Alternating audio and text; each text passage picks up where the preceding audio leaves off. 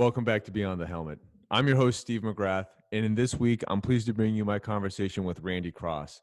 Now, Randy, of course, covers college football for CBS. He's been in broadcasting for over 30 years, covering both college football and the NFL, and that came off of the heels of him having an incredible career. Three-time Super Bowl champion as a member of the 49ers. He was an All-American at UCLA and absolutely should be in the 49ers Hall of Fame, should have been on the 1980s All-Decade team. But all that aside, Randy has been in the NFL in football for over 50 years. And he took the time to tell me about his journey, some of the things he learned along the way. So without any further ado, here is Randy Cross. Now, it is my pleasure to be joined by someone that has spent more than half their life. At this point, we're at like 50 years of your life to the game of football. It is none other than Randy Cross. Randy, how are you doing today? I'm doing really well, and the scary part of that is it's actually this year 52. Whew. So, yeah, I know. It's bad enough when I start counting how many years it's been since I retired. But yeah, when I start thinking about that, it's whoa. I've had the pleasure of recently talking to Chris Dishman, who's been involved with football for 40 years. Coach Jonathan Hayes, 40 years. I mean, to be around guys that have the incredible wealth of knowledge like yourself, it's really an honor. And as I told you before we jumped on here, I watched you on CBS. I grew up in the Boston area. I watched Patriots games my entire life. So your face and voice is something that hits home for me. So again, thank you for taking the time. Sure, no problem at all. It's kind of weird, an ironic thing with football being as big a part of my life as it is, because it was a total accident I ever even tried to play football. Really? Oh, yeah. I mean, my dad took me out of public school in LA. I grew up in the San Fernando Valley. And he took me out of public school to put me into a private school, which I wasn't a big fan of that idea. It was a Catholic all-boys school at that. And he told me, because I was just rebelling, no way, I'm not doing that. But, I like girls. I got to go. I mean, co-ed's the way to go, and all that. And he goes, no, sorry, you need this. He said, and go out for football. He goes, you don't know anybody in this school, right? I said, yeah. He goes, go out for football. By the time school starts, at least there'll be about 30 or 40 guys you'll know. And, which is a good number to know when you have an incoming class of about 90. So, yeah, it was an interesting time. I didn't particularly take to it right away. So from what I could gather, you're tremendous at the shot put. You'd later go on to be involved in rugby. So how did you ultimately come around to this game that would ultimately lead you down this incredible path? Yeah.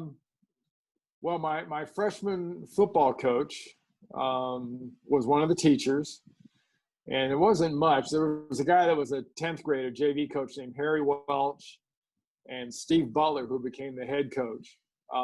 They kind of, between the two of them, talked to me about what I could do and what I could become or achieve. And it kind of convinced me, but man, all the running, all the, and those that played high school football know that, it is brutal. It really, really is. I mean, that's the hardest you work at any time in your football career is when you're in high school, and they're just, where else do you have something where the coach goes, you know what, we're going to do conditioning and we're going to run till somebody pukes, and then we're going to do 4 more. And you're like, yeah, sure. Okay. I mean, it's the only place where that would make sense. But it took me a year or two to get sort of used to it. I was a big baseball guy. I loved baseball, pitching and catching, and Sandy Koufax was my idol growing up as a little kid. So, I mean, I was born in Brooklyn and raised in LA. So the Dodgers were a big part of my sports life. Yeah, I can imagine. So by the time you go to UCLA, at that point, I think that maybe it was already written. You were going to be going as a football player. But, I mean, did you ever, as you got through high school, try to circle back to baseball? No, not really. I kind of threw my arm out coincidentally when I was about 14 years old. Oh, Being a relief type guy, being used repeatedly didn't do wonders for my arm, which turned out to be a pretty good thing, for yeah, me. right. I went into the shot put, which that worked out really well. I mean, UCLA was one of the UCLA and Texas were the two schools that recruited me just are for both football and track, because they were both big track schools, even now, but even back then. But Nebraska and Alabama were football only. They didn't want anything to do with me throwing the shot put. So there you go. You're able to stay pretty close to home at UCLA, and the rocket ship takes off from there. In today's day and age, how many kids would transfer if they were on a 9-man rotating offensive line? I mean, that's such a deal breaker for all these 5-star and 4-star recruits. But can you walk me through the mentality of being an All-American by the time you're a senior at UCLA? And Yeah. Coach Vermeil, who of course is is running the show your last 2 years there. How do you just come to grips with just rotating, playing? I mean, center guard in general, there being a bunch of guys. It's not what kids today would stand for. So what was the thought process back then on it? Well, I think also you got to give credit to a guy that was an amazing offensive line coach and would go on to, for 20 some odd years, winning a bunch of games and bowls for UCLA, Terry Donahue, who played defensive tackle. I mean, probably one of the smallest defensive tackles that have played since the 60s. Terry was our offensive line coach, and he was probably the reason. The atmosphere around the team was one of the main reasons, I guess, that 9 guys could do that. But I think it was a testament to how good a line coach Terry was, that we had, well, basically 2 offensive lines. We had one that I played right guard on the first line, and then I think it was two or three series, we'd go 2 series, and then the second line would come in, and then I'd go to center. So I'd be at center for a couple series. Then the first line would come back in. I'd be the right guard, on that line. And it's highly unusual. I mean, highly unusual. Needless to say, we got really good at wearing people out. Especially, we ran an offense then called the Houston Veer that was made famous by Bill Yeoman at University of Houston, and we just killed people with that. Took it all the way to the Rose Bowl. So before we jump into the 49ers days, how vividly do you recall the 76 Rose Bowl, where you're going up against this undefeated team, a team that had stuck it to you earlier that year in Ohio State, where it's that animal named Archie Griffin who is just destroying record books? Woody Hayes, of course, a legend in his own right. How did you guys go into that? What was the mindset of getting revenge? And do you recall how you guys ultimately were able to prevail? Well, they beat the wheels off us the first time we played in the Coliseum. I'll be nice and say it was 42-21. Might have been worse, but we played them again, and might have been 17 to 20 point underdogs. I mean, it's one of the major upsets when you come back from that much. We were pretty sure we could beat them. I mean, they had amazing talent, like you said. They had Archie, they had Cornelius. Green was their quarterback, who was, run and pass. Brian Baschnagel was a flanker for them that was pretty legendary. Great offensive line. Defense was really, really good. I don't know what to tell you. I think a lot of it, had to do with the guys and the staff. You look at that Rose Bowl coaching staff that Dick Vermeil had, most of them ended up in the NFL. Most of them ended up on Super Bowl winning teams, and all of them were highly successful through their careers. So we were lucky to be led by some pretty incredible coaches, and we also had some pretty good talent too, with John Shira and Wendell Tyler, Norm Anderson, and we had guys on defense like Cliff Frazier. We were really good, which we hid extremely well the first time we played them. Element of surprise. So you're able to ride that high, though. So personally, All-American, the team success. Now, when people think of the 49ers in the 80s, what an amazing ride. But your first few years there, things aren't really clicking the way that they ultimately do. How do you go from being up here to you're not winning as many games? Was it Yeah. hard for you to adjust to not just being a pro, but also dealing with losing? Yeah, my first year, and I'll date myself in that the first 2 years of my career, there were only 14 regular season games. So my first year, we were 8-6.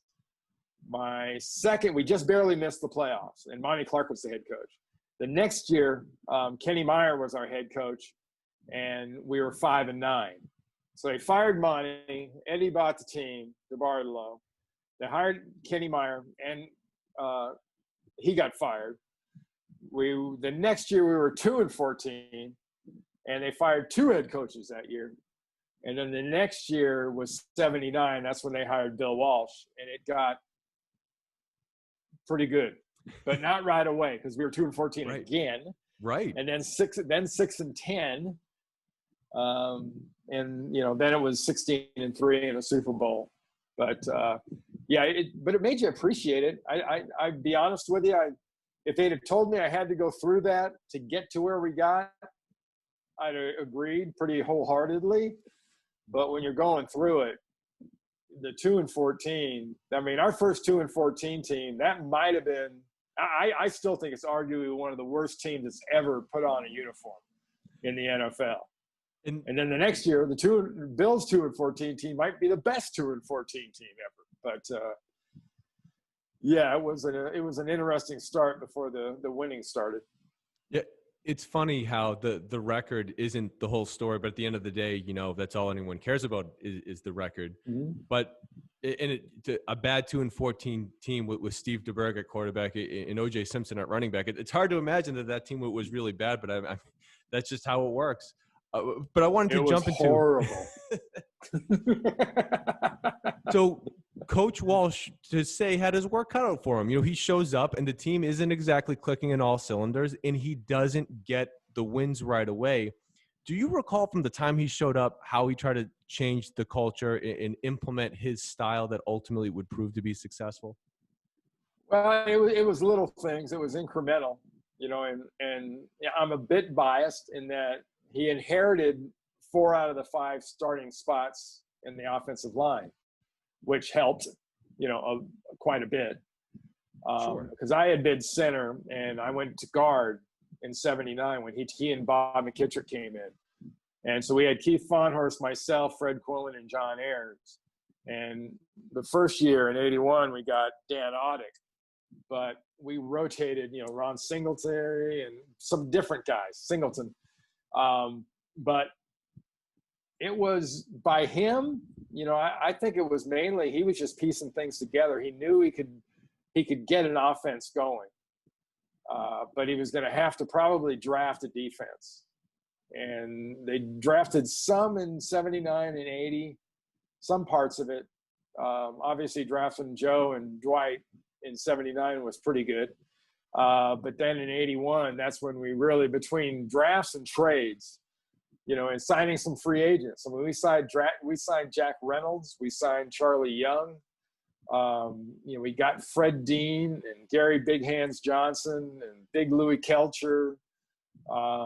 We had a slew of people join the team that year, and it was pretty special. Pretty special. And to jump right into that first Super Bowl win that you guys have, I mean, how much of an impact does Fred Dean have coming in as just being, essentially a perennial Pro Bowl talent anyway, to get that boost to your your defensive line? I mean, do you remember in season feeling differently about the team, knowing that guy was First day of practice, he was torturing Dan Audick and anybody else we put at left tackle. I mean, torturing him in practice. We couldn't run drills because he was just disrupting it, to the point where Bill was telling the defensive coaches, just give him something to drink and put him over there. Do not let him near my drills because I can't function. First game, we got him, I think, Tuesday or Wednesday of the week we played Dallas the first time that year when we blew their doors off at Candlestick. And he had, and it's probably augmented reality, which is also known as being old, so you don't remember correctly. But I think it's 4.5 sacks his first game as a Niner, going against an all-pro left tackle and Pat Donovan. And he was going crazy on Danny White. And we win that game. And we're talking sacks and fumbles and recovery. I mean, from that minute he got on our team, you knew, well, heck, we knew the first day in practice. We watched him in the first drill and went, okay, we're going to be a lot better. Next. Now, so of course, personnel, a huge piece of it. Bill Walsh is obviously an innovator, excuse me, what he did on the offensive side of the ball. What are your thoughts on his leadership approach and what he did to get everyone to buy in and ultimately, get you guys to believe that we're not a 2-14 team? I mean, to make that jump in 2 years from 2-14 to Super Bowl champs, it is a huge move for any club to make. Yeah, it was. He had the bones. Maybe it wasn't Coach Walsh. Was it players maybe that? Well, no, I think a lot of it was Bill. Part of it was the players and the chemistry of all of us together and what that kind of created. But, Bill had been with Paul Brown. Bill had been with, go down the list of the all-time legendary coaches that he'd been with. And he just kept learning, and he did great at Stanford, and he came in, and you knew the offense, the plays worked. It just, as an offensive player, you did the offense, and it gained yards. I mean, even we knew we could move it on our defense. Of course, everybody moved the ball on our defense then in '79, but we were doing some really special stuff. So, I really think his ability to challenge people on a one-on-one basis, the ability to motivate individuals. It's one thing to motivate a group or motivate a team, but if you can motivate individuals individually, that's really the key in any business, especially in the business of sports. And he was the best I've ever been around at his ability. And it didn't take much. Sometimes it was a little, sarcastic quip or joke or comment he'd make in the hallway or something. But he was very, very good at it. And he was able to keep you happy, keep you motivated, and keep you pissed off at the same time. And that's a unique skill to have. Quite the juggling act. Yeah, it is.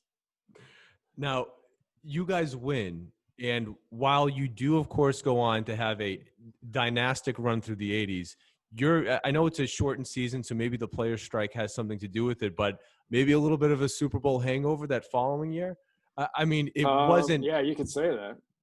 It might not have been obvious that you guys were going to go on and win. The 81 team, up until Pontiac, Michigan, and our win over the Bengals, and we're world champions. I mean, it seemed like a blur. Next thing we knew, we were on a bus driving back to the team hotel, singing the Queen song, "We Are the Champions," like over and over. Got a big radio up front. We got the to date ourselves the cassette playing the song, but we're listening to that, and as a group, I remember thinking, because we were in what we call next mode, which is you do it. You're a game, a goal. Okay, next. What's next? What are we doing now? What's next? We got in that bus to go back to the hotel. There wasn't any next. So I guess as a group, we kind of decided that we were going to party like crazy. That was next. And we did that as well as we had done playing for 6 months. And unfortunately for a lot of us, it lasted too long. We had some guys on our team that basically never played for the team again. They just kind of disappeared. Part of it was that off season. Part of it was the craziness. The other part was the strike. There were only 9 regular season games that year. We didn't make the tournament, they called it back then, which was okay, I guess. I had been injured in the off season at a charity event, which in and of itself was a terrible experience for me personally. I was at a place called Marine World Africa USA. And there was this handlebar thing on a wire that you had to grab, and you went up, you went down. We were racing. I was racing a guy named Purvis Short, who played for the Golden State Warriors. So I grabbed the thing and I go out there and I lose my grip and I fall, and it's on this like water bed that's floating down there to catch you for a fall. Well, I land with my leg underneath me, and I look down at my foot, and my Puma logo, which is from the side of my foot, is now turned sideways and is looking right at me. And I've completely dislocated my foot in. And I've torn all the ligaments off the inside of my ankle. To this day, I'm grateful for the great Willie McCovey was there as another one of the celebrities. And he had hands that looked like first baseman's mitts. And he was one of the first people down there after I got hurt. He grabs my foot and he turns it back into the position it's supposed to be in. And as it turned out, it was fantastic because the ligament itself got trapped inside, so it laid it flat. So when I got operated on, the doctor said there was no reduction in the ligament. It was, they were able to move it and do everything with it. But I had nearly a compound fracture of my fibula on the outside of my leg, tore the tendon sheath up my ankle for about 6 inches. It was nasty. And that was on Memorial Day. So that was May 31st. So I played in the last preseason game in August, and I played all 9 games that year, including the Pro Bowl later that year, with basically a busted leg. It didn't register as not being broken until when I checked in for my physical the next July.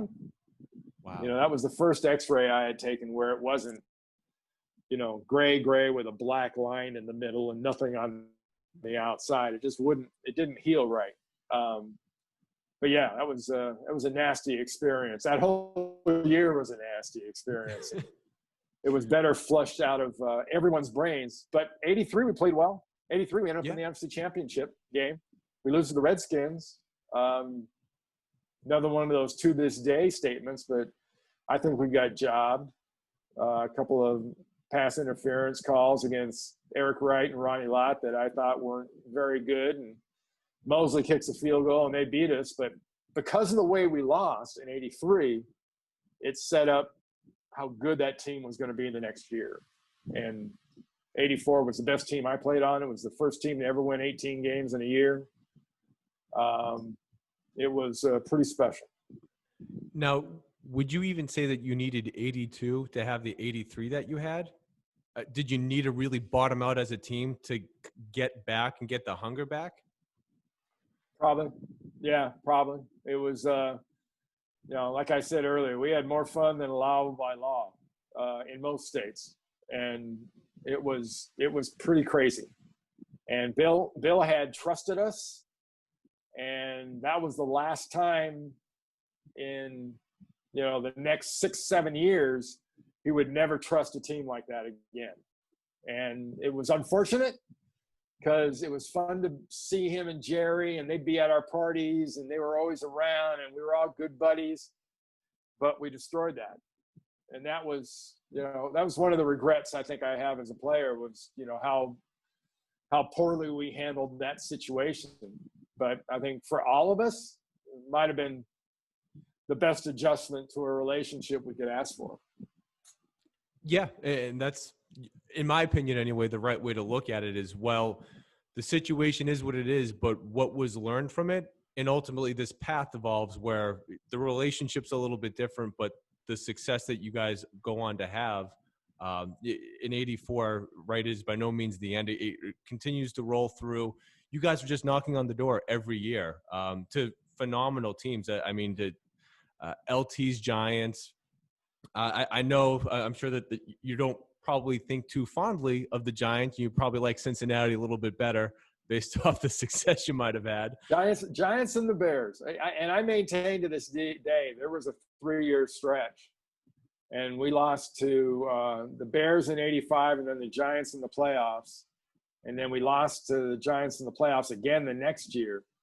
But Niners were 18-1 in 84. Bears were 18-1 in 85. And Giants were 17-2. And I tell people all the time, if you want, you can tell me a better 3-year stretch of teams than those three teams. I'm not sure if the NFL has ever seen that kind of dominance out of those three teams. And that's during a period that on the bookends of those three teams, the Redskins won 2 Super Bowls.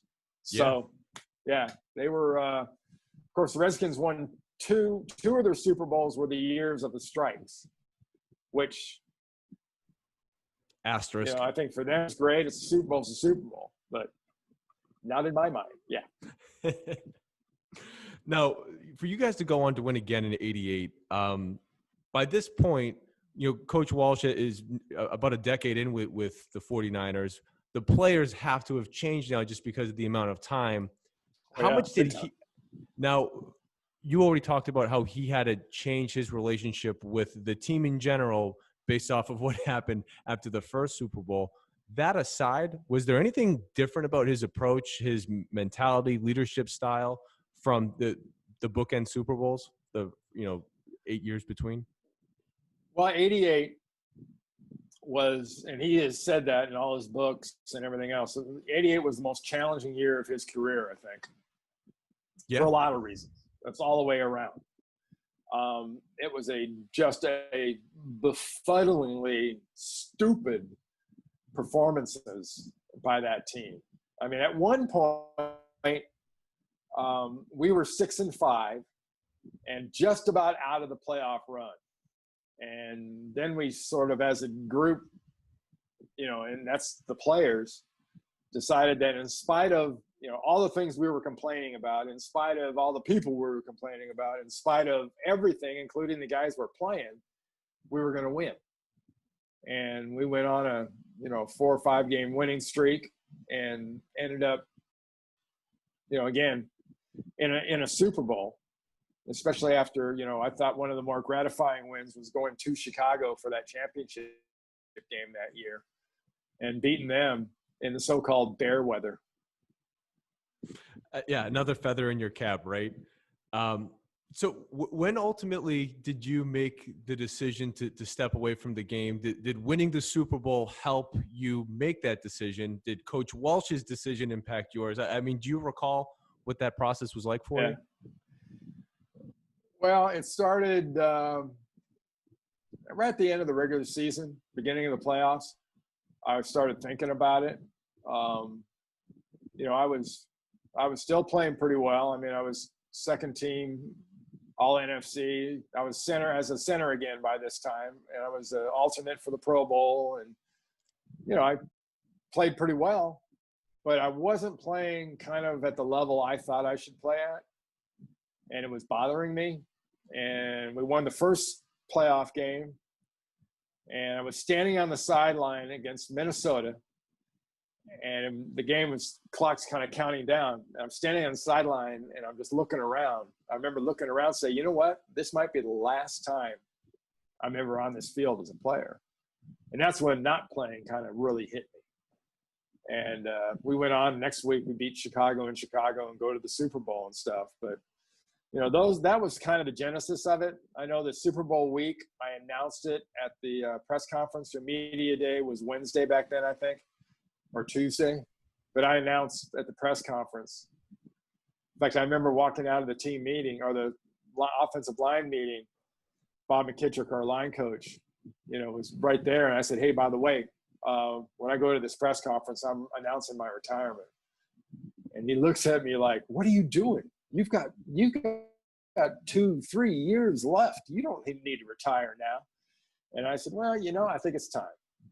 And I had told Bill on the plane going to Miami and not being the sharpest tack on the pad. I didn't get sort of the meaning of what he told me after I told him I was retiring.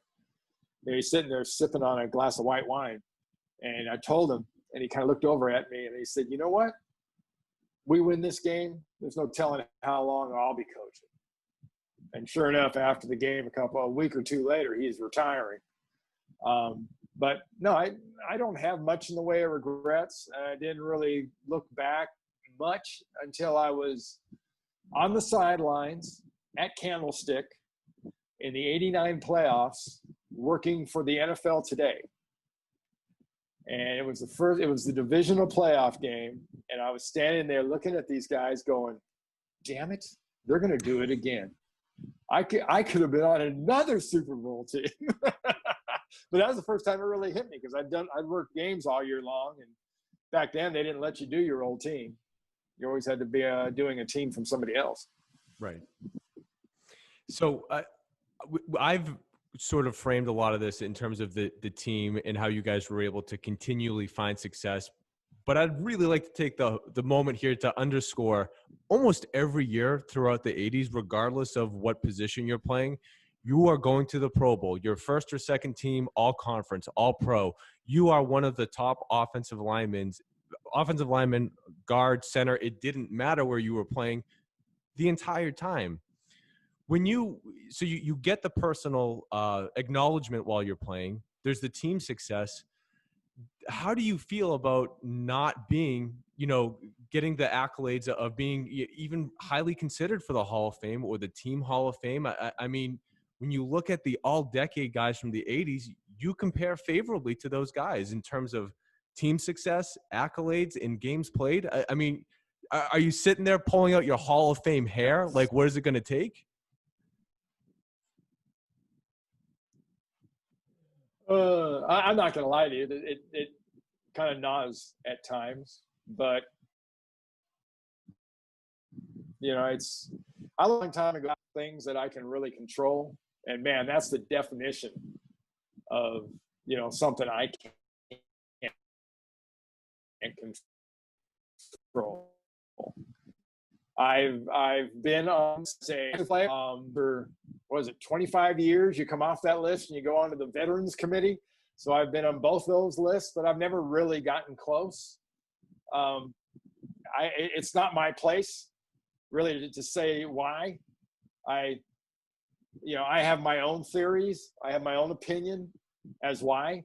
And I think a lot of it's based on no one at that time thought very highly of our line, our offense. We were all considered kind of system guys.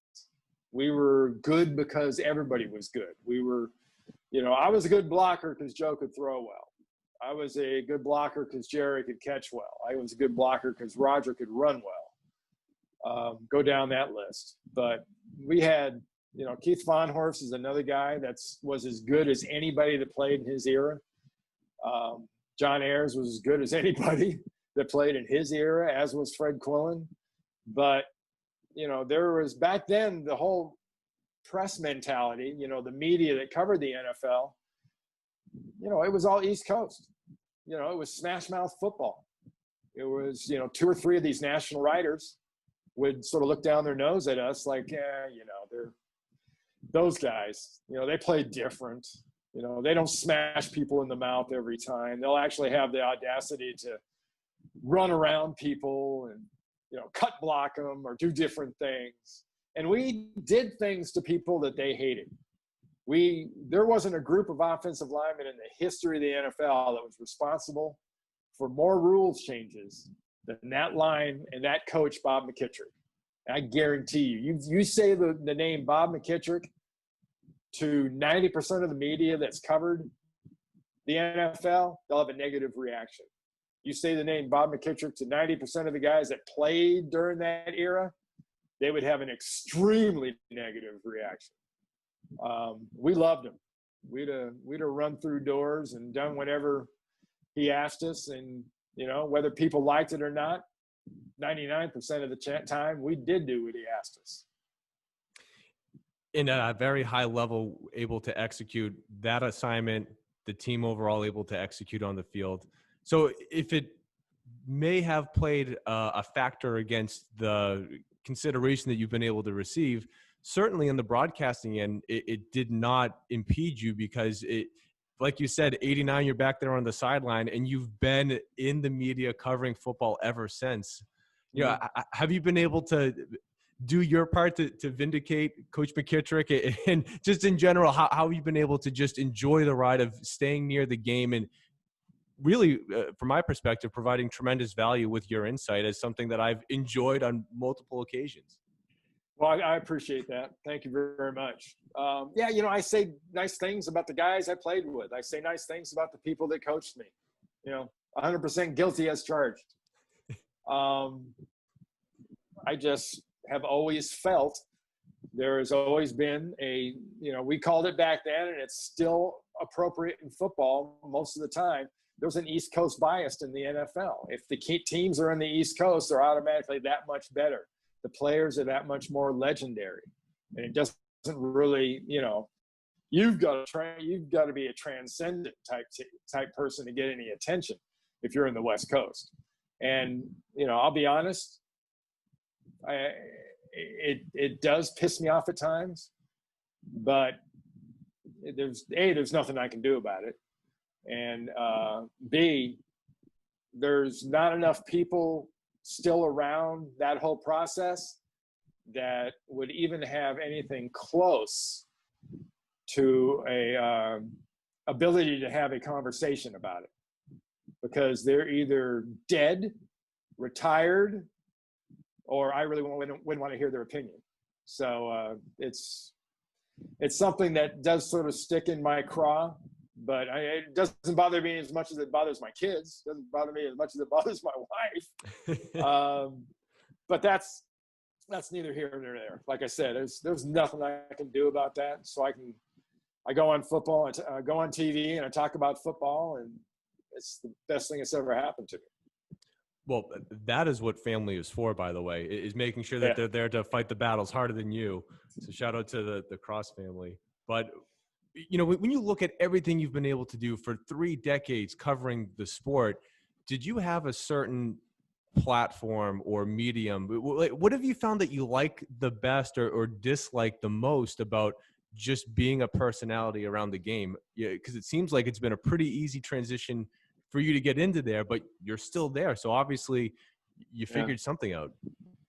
Well, I'm lucky. It took me a while to figure this out, but this is something you can either do or you can't do. You can learn to be okay, which means you can last a little bit if you learn to do it the right way. But if you're going to do it well for a long period of time, I think you're born with it. And it's something that kind of comes natural. And part of my advantage, if you will, is, I grew up in the TV movie business. My dad was an actor. So, I grew up reading lines with my dad off a script. So maybe that was part of it. And, I was just conversant. And he told me from the very beginning of my athletic career, he said, learn to talk to the media, learn to talk to the press.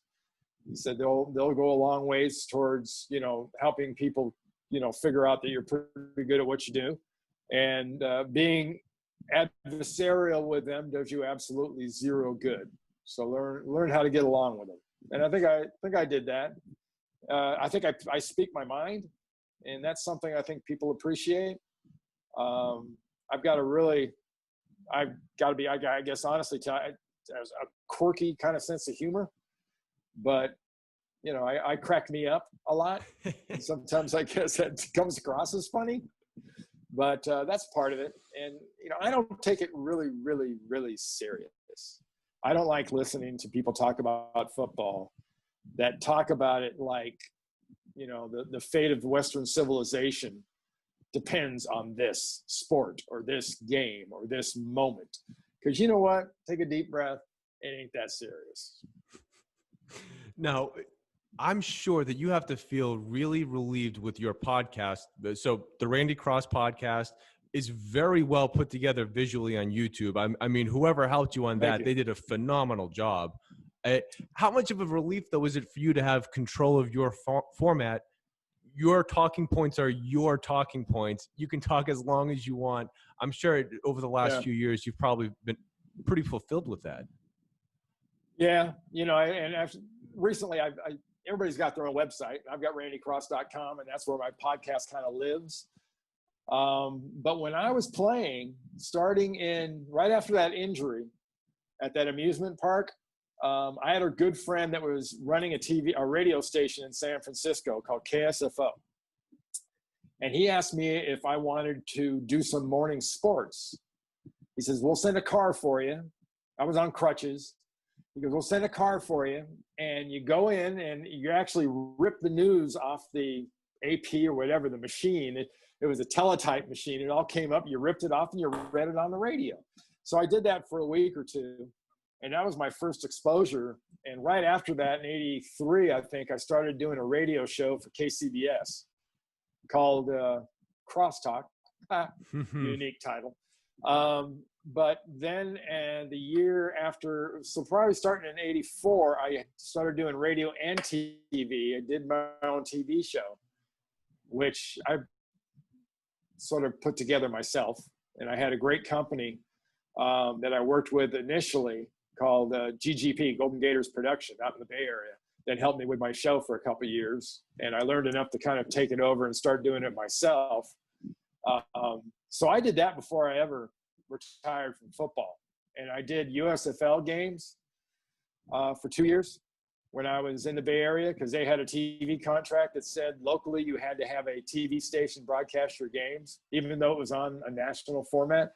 So I got to do USFL games with a guy by the name of Barry Tompkins, famous for tennis and boxing, a lot of various things, but he taught me well as to, well, when to shut up. Because when you're a young analyst, you think you need to talk all the time, but you don't. But I got a pretty good amount of experience before I ever got to, getting out of the pros and wanted to go into the media.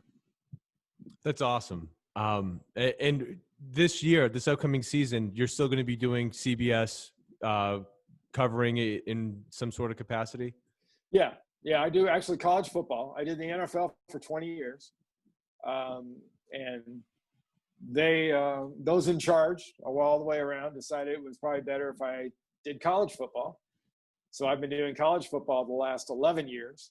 I do all the Navy home games and then a sprinkling of other games. And there's a Tuesday night highlight preview show called Inside College Football on CBS Sports Network that I've been doing now for about a decade with Brian Jones and Aaron Taylor and Rick Neuheisel and Adam Zucker, who's the host. And that's about as much fun as allowable by law again. It's not work. We got a great producer in Tim Weinkoff who lets us kind of do our things. And it's a whole night of therapy for 4X players and a host who get to just kind of have a great time. So yeah, I'm still very involved. So it's a fun way to make a living. It's the most fun you can legally have. Yes, I agree. I would like to just close this with this little thing I call the Gauntlet. It's a couple quick hitter questions I have for you, but I just want to ask one more question before we hit that.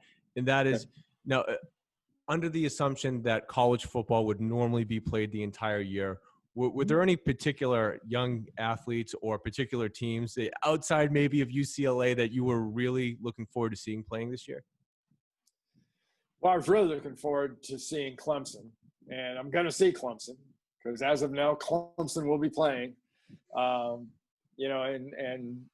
Alabama, that's kind of the usual. I'm really intrigued by LSU and the amount of talent that Ed Ogeron and that staff has got down in Baton Rouge.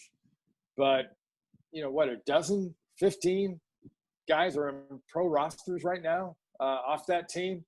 And you're trying to replace not only a Heisman Trophy winner, but Joe Burrow threw 60 touchdowns. The second best quarterback in college football was Tua Tagovailoa, and he threw 30 touchdowns. I mean, it's sick what this guy did. So, you're Miles Brennan. You're replacing the Heisman Trophy winner. Normally, you'd say, gee, can you replace Joe? No, hell no, you can't replace him. You can't replace half his stats. I mean, As a young guy, you can replace a third of his stats. So if there's one story in football this year that I'm really curious to see how it goes, besides the obvious one that 76 are playing and 54 aren't. But I'm really intrigued by LSU and what they're going to be like on the field. Oh yeah, I can't wait to watch either. Certainly, this is going to show what kind of stuff are they really made of, because this is no easy task.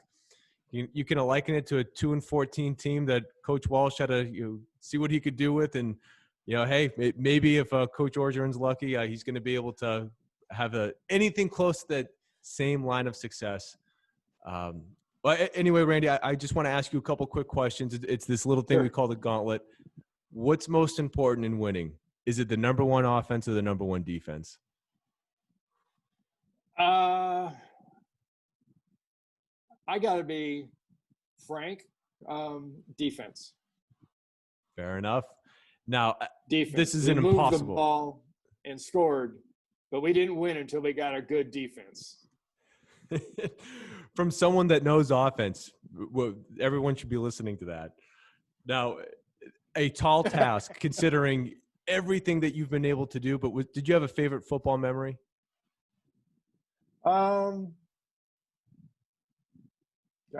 kind of like I tell people all the time, they ask me about Super Bowls, and I say, well, I have 3 kids too, so I can't really pick my favorite kid or my favorite team or Super Bowl. It's little things. It's the accomplishment as a group. It's being in those locker rooms after those huge games. I'll be grateful to the day I die for getting to be associated with so many amazing people and players and coaches, and Eddie DeBartolo buying that team, which enabled everybody to do what they did. Some of my most fond memories are just conversations, and they happen not so much with the players, but with guys like Eddie or Bill. Bill was approachable. You could always talk to Bill. And, when Bill wasn't around anymore, you really learned that you lost something really special. Now, who was harder to block, Charles Haley or Fred Dean? I was lucky. I never had to block those guys. I figured being on the inside. They would say yes, the guys that did. Both. Yeah, right. It's kind of like comparing, eras are eras, and that's an era. Charles Haley was the Fred Dean. Fred Dean was the Fred Dean of the 70s and early and 80s. And Charles Haley was the late 80s into the 90s. Same kind of player, a little bit bigger, maybe not quite as strong as Fred. Fred had just ungodly natural ability and strength. But there's no wrong answer, so I won't give one. Which is why I need to follow that up with, which is more important? Is it the players or is it the scheme?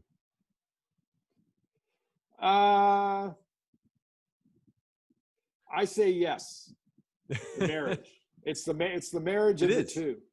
That's the most important thing to winning, because we beat the crap out of a lot of really talented teams, and we beat a lot of teams by close margins in the last minutes. That were really, really talented because of that combination. So one can't be separated from the other. But you need guys to make the catch. As good as the scheme is, you need the guy. Yeah. Talent does help a scheme. Certainly. Yeah, does. yeah, and we've seen that. God knows we've seen a lot of that. But the great players come. It's just that unusual sort of convergence when the great scheme and the great players meet up, whether it's Brady and Belichick or Montana and Walsh, or, go down the list. It's Buddy Ryan coming to the Chicago Bears, and they didn't get along. But the fact that he and Mike Ditka found a way to make that whole thing work, and that crazy dynamic of the Bears, they couldn't have done that with those players, but I guarantee you those players wouldn't have achieved anything without guys like Ditka and Buddy Ryan around. 100%.